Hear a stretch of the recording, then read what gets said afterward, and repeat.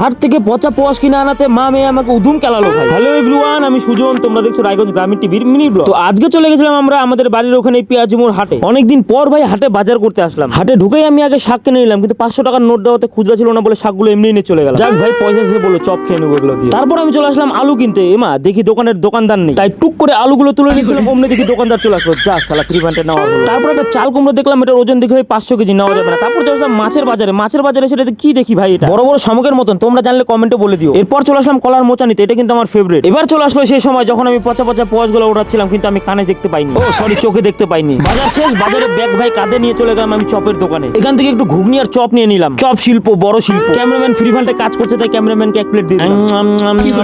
বুঝতে পারছি না, দেখি আরেকবার আছে মোটামুটি টেস্ট। এরপর চলে আসলাম বাড়িতে। ছাগলগুলো কাঁঠাল পাতা পেলে যেরকম করে, তেমন দেখো মা মেয়ে বাজারে ব্যাগ নিয়ে তেমন শুরু করেছে। এইবার পেয়ে গেছে ভাই পচা পোয়াশ। ওরে বাবারে, সাবস্ক্রাইব করে দিও।